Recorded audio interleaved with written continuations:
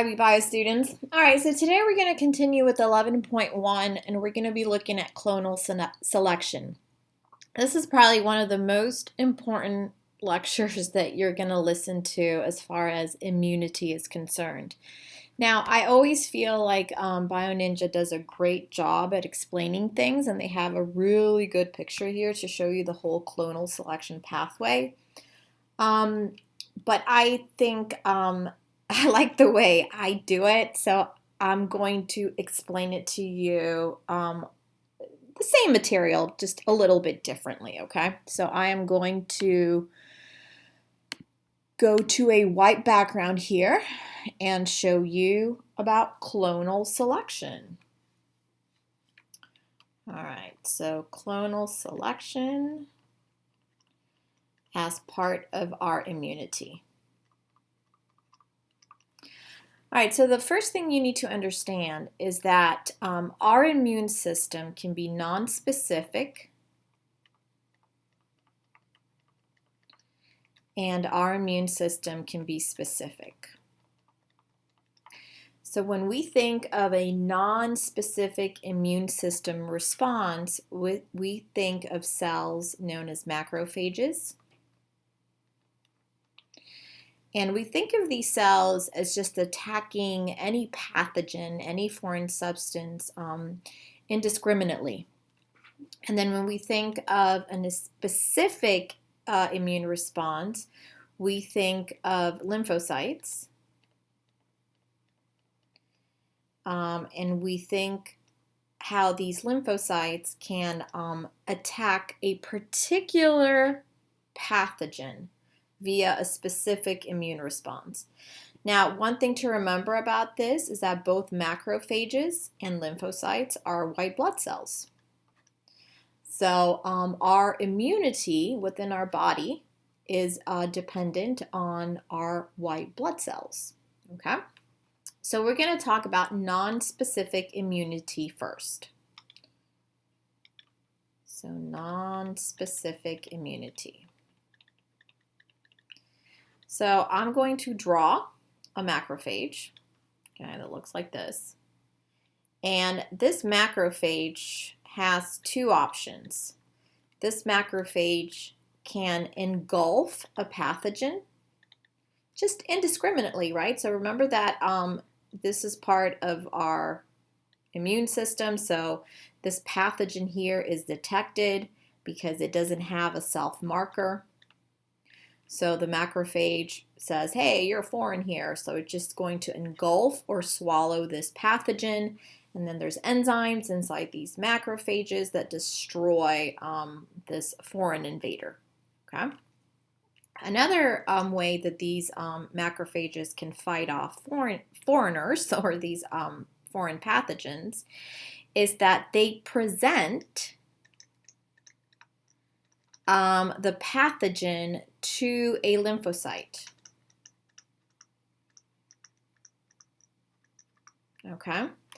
Now, when we think of these lymphocytes, we think of T lymphocytes or B lymphocytes. But in this particular case, the macrophage is going to present the pathogen to a T cell lymphocyte. Okay. Now, again, these lymphocytes are also white blood cells. So in this example, we have a particular type of macrophage called a dendritic cell. And these dendritic cells have on their surface something known as a major histocompatibility type 2 complex. So remember that all of our nucleated cells have MHC type 1 complex, but these dendritic cells, along with macrophages, have MHC type 2 complexes. So then that means that they have the ability to recognize certain antigens and fight them off, right? And B cells also have these MHC type 2 complexes. So it recognizes a pathogen of some sort, and it locks the pathogen in place. So here's the MHC type 2 complex on the dendritic cell.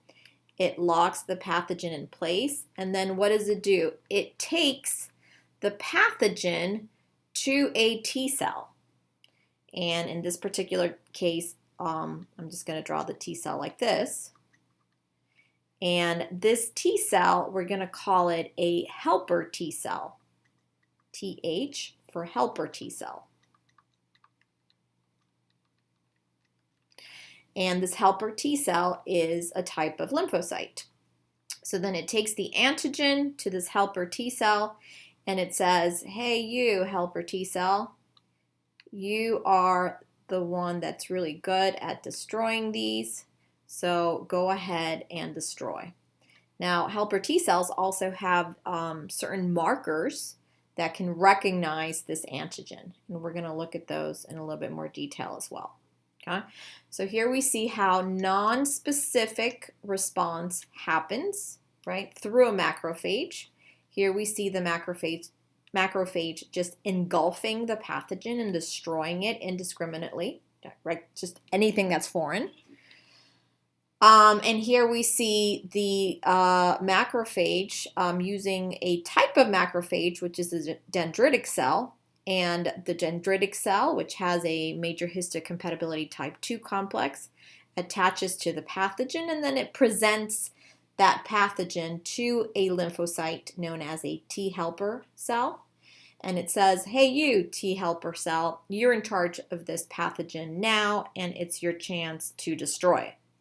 And then this is going to take us to what we know as specific immunity. Okay, how the T cell is then going to destroy this pathogen. All right, so moving on, and I'll change colors even.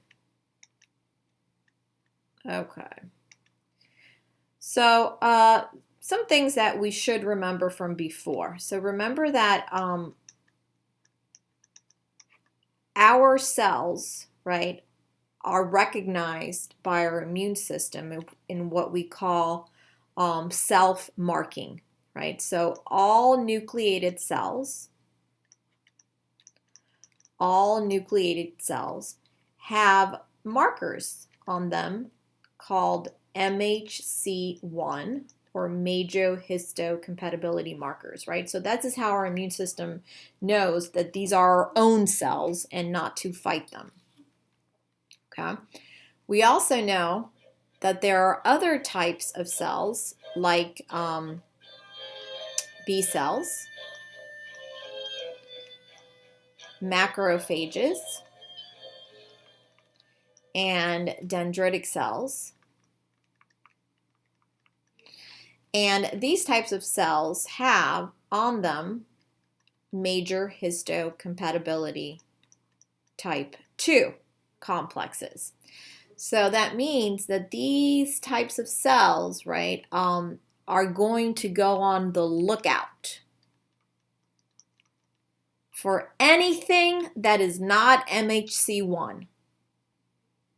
So anything that's foreign, these cells are going to find, and they are going to attack. Okay? So again, MHC1 is self. MHC2 is a protein on our immune system cells that look out for foreign pathogens. What doesn't belong in our body? All right. So let's continue. So now let's focus on specific immunity. Specific immunity. So when we think of specific immunity, again, we think of lymphocytes. Now, what are lymphocytes? These are white blood cells, a type of white blood cells, because there's other types of white blood cells that are not lymphocytes. And we have millions of these in our body. Okay? So what do these lymphocytes do? They each recognize a single specific antigen. Now remember that we said in previous lessons that these antigens, right, were any foreign pathogens that contain these little markers on their cells that our body does not recognize as self. All right, so these lymphocytes can make T cells, and these lymphocytes can also make B cells. Now, one thing that's important about these T cells and B cells and how they work is that T cells have the ability to activate B cells in mammals. Okay? So our T cells can activate B cells in mammals. Okay? So that's something important to recognize. All right. So what types of T cells are there? Well, we have helper T cells. So I'm going to write an H for helper. We have cytotoxic T cells. So I'm going to write TCX for cytotoxic T cells. And we also have memory T cells. So I'm going to write TM, right?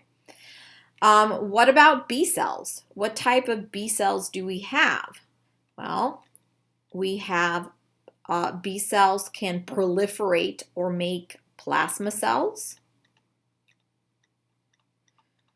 And it can make our B cells, when activated, can make many copies of these plasma cells. So we call them clones, and this is part of clonal selection. And these plasma cells, in turn, will make specific antibodies that are specific to this antigen. So that's why we call it specific immunity. And I'm going to draw an antibody as a Y right here. That's the overall shape of an antibody. Plasma cells, sorry, not plasma cells, but B cells can also make, in addition to plasma cells, cells known as memory cells. And it can make clones of these memory cells as well. And we want these memory cells because these memory cells is what's going to give us a long-term type of immunity. So that means that these memory cells are going to remember how to fight this antigen. Long-term immunity. Okay? Because sometimes these antibodies can be short-lived. So right now, as we think of COVID, right, and the COVID vaccine and how we're making antibodies right now induced by the vaccine, well, we don't know yet, right, because there's not enough data if these antibodies are going to be short-lived or not. What we want is the proliferation of this long-term immunity via memory cells, okay? All right, so let's continue here. So let's see, I'm running out of room here. So how do these helper T cells work? So I'm going to draw a helper T cell like this.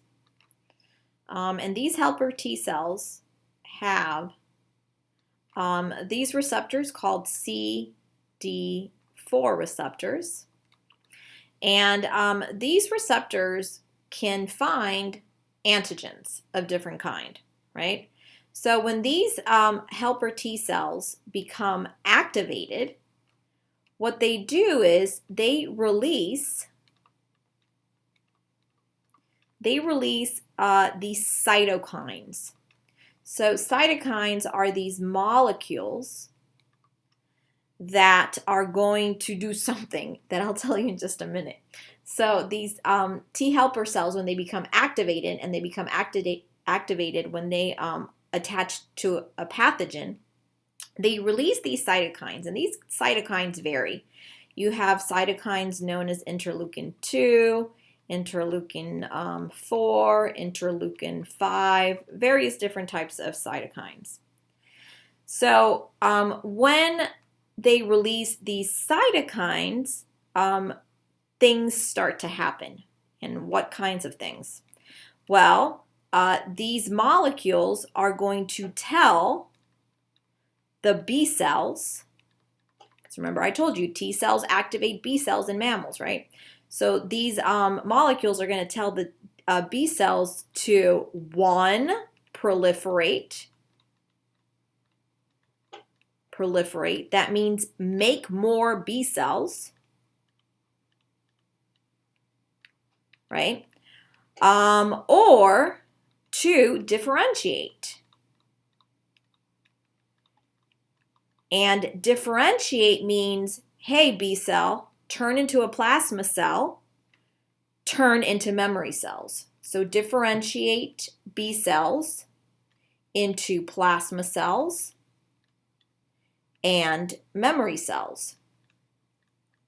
Okay, so this is good, right? Because these plasma cells are in turn going to make antibodies, and these memory cells are going to remember how to fight off this initial pathogen here. And these memory cells are going to give us some form of long-term immunity. So this proliferation of making more B cells and this proliferation of differentiating more B cells is what we refer to as clonal selection. Clonal selection. Okay, which is what the IB topic is about today. Okay. Interestingly enough, there's more types of T cells, right? So these cytotoxic T cells, they look a little different because instead of having CD4 receptors, these cytotoxic T cells have CD8 receptors. So they work a little different. They attack different forms of pathogens, but they also release more cytokines, right? So when these cytotoxic T cells become activated by these pathogens, they release more cytokines, so they're kind of amplifying the immune response. Now, cytotoxic T cells are very harsh, if you want to call them, are very lethal in how they destroy pathogens, because not only do they destroy pathogens, but they destroy the cells that were invaded by the pathogens. So it's like everyone goes, right? If you've been invaded by a pathogen, then you go too. And this becomes a problem in, let's say, HIV infection, right? Because remember that the HIV targets white blood cells, and then white blood cells numbers go down, and then white blood cells like cytotoxic T cells with CD8 receptors also destroy themselves via this process, which just makes it worse, right? All right, so what else happens here? Now, these memory T cells also understand and memorize this whole response induced by a pathogen. So that's good. Okay. And also these helper T cells, and that's why they're called helpers, because they help everyone, right? They're helping the B cells proliferate and make more. But these helper T cells that also release cytokines, they also tell the T cells to make more. Okay? And they also tell the helper T cells themselves to make more. And they also tell the memory cells to make more. So notice that this is an amplified response, right? And it all starts here with this little helper T cell, right? It finds a pathogen. It attaches that pathogen to the CD4 receptor. It releases these cytokines. And through the release of these cytokines, you're going to get an amplified response where these cytokines are now going to tell B cells to make more, proliferate, make more, differentiate, make more, plasma and memory cells. But also the release of these cytokines here are going to help other T cells make more of themselves. So more helper T cells are going to be made. more cytotoxic T cells are going to be made. More memory cells are going to be made. So this is what we called an amplified response. Amplified response of our immune system. Okay? And it's very specific because it all started right here, right? With this pathogen. That helper T cell was able to recognize. Okay? So thank you, helper T cells. You all are great. All right. So going back here to the BioNinja, this is pretty much what I just talked about right now. Okay, all of this. So feel free to read through it. I probably gave you more detail than what it's here, but it's pretty much the same thing. Okay? All right. Hope you enjoyed it.